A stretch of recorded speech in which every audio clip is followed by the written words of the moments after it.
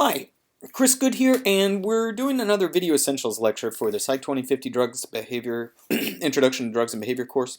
And this is from week 4 material we've been discussing in class on stimulants. Okay, we're going to talk about two stimulants chiefly, cocaine and amphetamines. We're going to talk about their differing mechanism of action and some of their therapeutic uses. And if there's time, we'll talk about some other types of stimulants that are not related to these two. So we'll start with cocaine. Cocaine can be seen in this picture. On the slide, those bags, those little plastic bags you see there are full of cocaine. This is a picture from Bolivia. It's still sold like this for chewing. You can also make a tea out of it. Natives of this region near the Andes chewed them to, stave off hunger, to give them something to get them through the workday. It's been an important part of that culture since the Incas and was used in religious ceremonies then and has been used as a currency. The local anesthetic effects, which we've talked about before, and that results from blockade of voltage-gated sodium channels, was experimented with by a man we call the father of modern surgery, Dr. W.S. Halsted. So he, ages ago, experimented with the local anesthetic effects of cocaine. Between 1887 and 1914, about 46 laws passed laws to regulate cocaine, and the press and politicians in the U.S. made unsubstantiated claims about cocaine use among African Americans then living in the South, and falsely associated cocaine use with increases in violent crime, and the negative publicity influenced the passage of the 1914 Harrison Act, which regulated the sale of cocaine and some other drugs.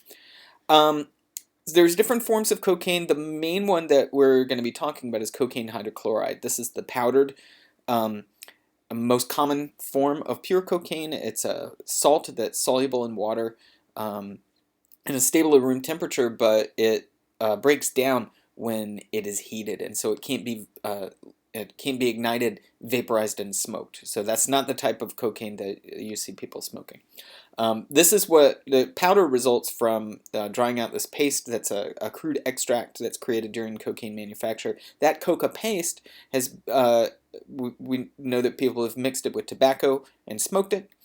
And I'm going to link to a video when I post this to YouTube that you can see the manufacturing process of cocaine by a farmer in Colombia. Okay, the other form of cocaine that people are pretty familiar with is crack cocaine. Crack cocaine is the free chemical base. It can be heated and ignited, and it survives the ignition process, so the vapors of it that result can be inhaled. So it's the smokable form of cocaine.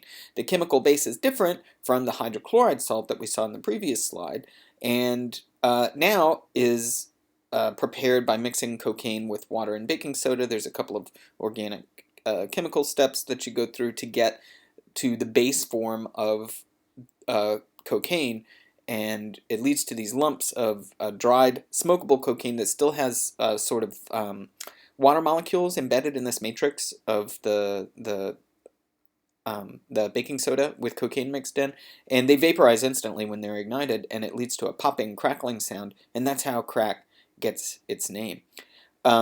Because this form is smokable, you don't need as much of it to achieve the desired effect. And as we know, smoking is one of those routes of administration that leads more toward addiction than other routes that deliver lower quantities of the drug to the brain more slowly.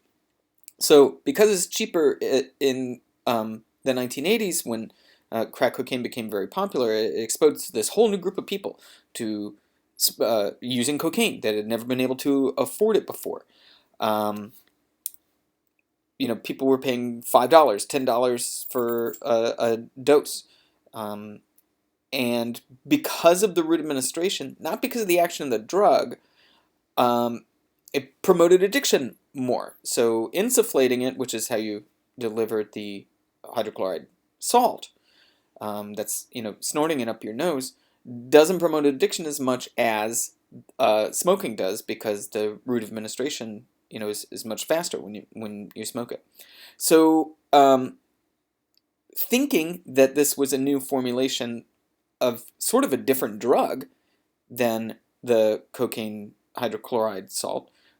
These anti-drug abuse acts of 1986 and 1988 were passed, and these really increased the penalties for selling crack cocaine. They're much, much more severe than the penalties associated with the powdered cocaine. There were even tougher penalties for first-time users. And this led to concerns later on that, because new users were in these urban areas, they're predominantly African American, that this was biased against African Americans who were now the new users of this form of cocaine. So the Supreme Court recently has revisited these harsher sentences, and things are starting to even up a little bit in terms of the amounts that are coupled with mandatory minimum sentences of crack cocaine. They're now closer to those amounts for, they're not the same, but they're closer to those amounts for cocaine in its salt form. Okay, so how does it work? The chemical structure of cocaine absolutely gives us a good idea how it works. It looks very, very much like the molecule dopamine, a neurotransmitter that we've talked about before. And it blocks the reuptake of dopamine, but also of other monoamine transmitters like serotonin and norepinephrine. So this is the blockade of reuptake is a presynaptic mechanism, and we're going to take a look at it here. So here you can see the axon terminal, and it is synapsing on another neuron here, and the postsynaptic neuron is sort of grayed out a little bit. It's a little bit more transparent. So what you can see is transmitter molecules are released from the vesicles, and this is dopamine that's being released in this example. And these little sort of light blue proteins that you see are grabbing onto dopamine that is in the synaptic gap, and it's taking it back up into the neuron that released it and repackaging it into synaptic vesicles so it can be recycled. This is one of the mechanisms of ending the signal of neurotransmission that we've talked about before, of synaptic transmission. And when these proteins, these little light blue proteins, transporter molecules, are blocked by cocaine, it means that more dopamine stays in the synapse, and the synapse is active for a longer period of time than it otherwise would have been. So this is how cocaine delivers its stimulant effect. It means that these transmitter systems, principally dopamine, but also norepinephrine and serotonin, they're going to be active for a longer period of time when cocaine blocks it. So here's another view. The presynaptic neuron is on top. You can see the little star-shaped dopamine molecule inside the bubble vesicle. It's being released into the synapse. The barbell-shaped things that you see embedded in the presynaptic membrane are the transporter molecules. They're being blocked by the green cocaine molecules, and so more of the dopamine is free to bind to its postsynaptic receptor, illustrated by the blue columns that you see embedded in the postsynaptic membrane. So, cocaine's been used in a beneficial manner for quite some time. The local anesthetic properties of cocaine were discovered in 1860, but we didn't really use that medically for another 24 years or so. And we still use cocaine in just a couple of instances in surgery. So there's because it acts as a vasoconstrictor, it can be used in nasal and laryngeal regions and in the esophagus where you don't want bleeding to be a problem, and so constricting the blood vessels, will limit the blood supply to that area, and so it's still preferred in a couple of very specialized surgery. But synthetic drugs have pretty much replaced cocaine for medical use, and we've already talked about the mechanism of lidocaine, which is the same way. These are the anesthetic properties. Most people who use cocaine illicitly are using it for its stimulant properties, and there are some causes for concern.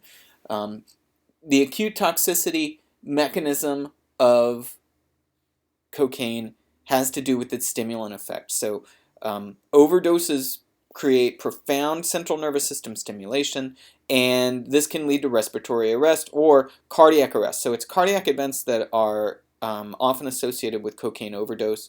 There's so much variation, though, in the metabolism of cocaine and how it's taken into the bloodstream that it's very difficult to estimate the size of a lethal dose. And mice, which is a research animal we often use to estimate a lethal dose in humans, don't metabolize cocaine in the same way. So the lethal dose, the LD50 in mice is 95.1 milligrams per kilogram. So if you translated that into a 70 kilogram adult, you'd end up with a lethal dose of about 6.5 grams or so. But in humans, we've demonstrated empirically that the average lethal dose by intravenous injection, and people do inject cocaine as well as snort and smoke it, it's under a gram. It's about 750, 800 milligrams. So there's lots of individual variation. Deaths have occurred from cocaine use with doses as low as 25 milligrams, and the average recreational dose is somewhere between 20 and 30 milligrams. So it's very difficult to predict how somebody's going to respond to cocaine, which makes it kind of a dangerous drug. So with repeated use, there are people addicted to cocaine who can tolerate up to 5 grams per day, but people have to sort of work up to that to be able to tolerate that much. And this has to do with its metabolism by the liver. It has to do with the expectations of the user as well. But some admittedly rare but severe and pretty unpredictable reactions can cause complete heart failure. We should note also that combining cocaine with alcohol causes the formation of a chemical that's toxic to the liver and some other systems. It's called cocaethylene. It is also psychoactive and also has stimulant properties, just like the first metabolite of cocaine in the absence of alcohol, which is benzoyl-cognine, and that also has central nervous system stimulant effects. So it takes a while for the complete metabolism of cocaine to inactive forms. There are other risks of using cocaine regularly. Damage to the nasal septum. You've probably heard stories about people who, that part that splits your left from your right nostril, where it degrades and can even be perforated. You can get a hole from one side to the other.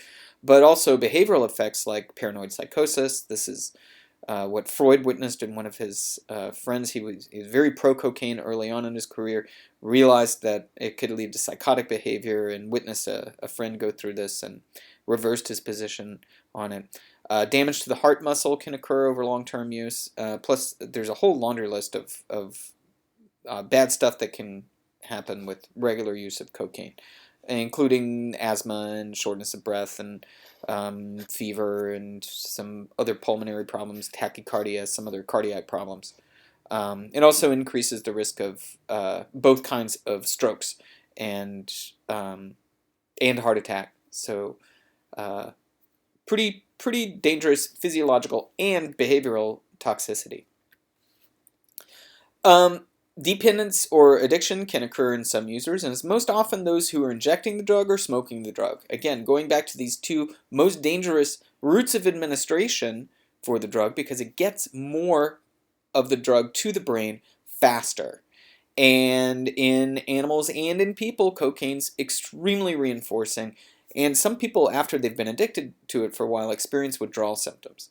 Now, unlike the depressant drugs, which we'll talk about next week, these withdrawal symptoms are not dangerous. So even though it's extremely irritating, people withdrawing from cocaine may be depressed, they may be fatigued, they could have insomnia or even hypersomnia, one or the other, increased appetite, they can be agitated, they can feel anxious.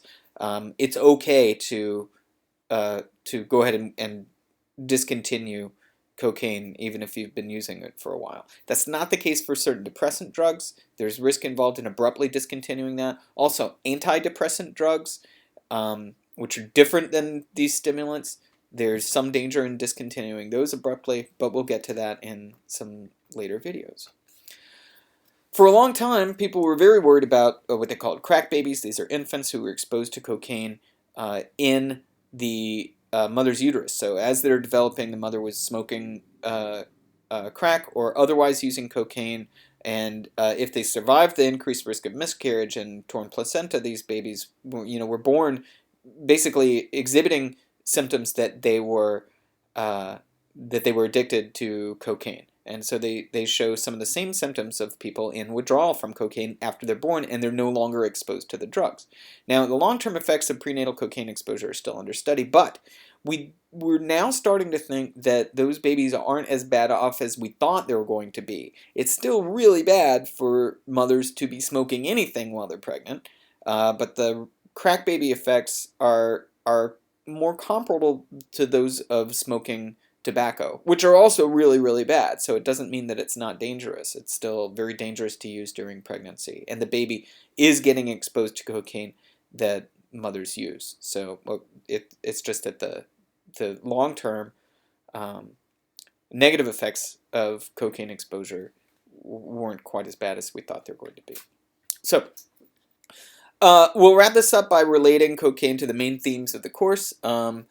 The drugs are drugs. The drugs aren't good or bad. And cocaine is a drug. It's not either good or bad. And the effects of cocaine depend on the dose. There are people who use cocaine daily in other cultures, but at a low dose similar to that of caffeine. And so the effects of it are similar to that stimulant that we use in Western culture or in the U.S. So people who are drinking cocaine tea to sort of pick you up in the afternoon, chewing on leaves, that's different than extracting the active ingredient from cocaine and concentrating it and snorting, injecting, or smoking it. So it's not the drug per se that's bad, but it's that routes of administration and dosages can lead to toxic effects, both physiological and behavioral.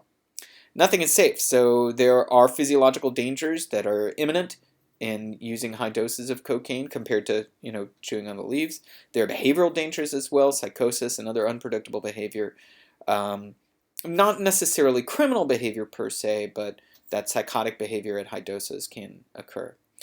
Nothing is unnatural. Cocaine occurs naturally in a plant, and the steps that you take to isolate the hydrochloride salt of cocaine follow the natural laws of chemistry. And check out the video on cocaine manufacture, because it's not that difficult to extract the cocaine from the plant. It is, however, very illegal.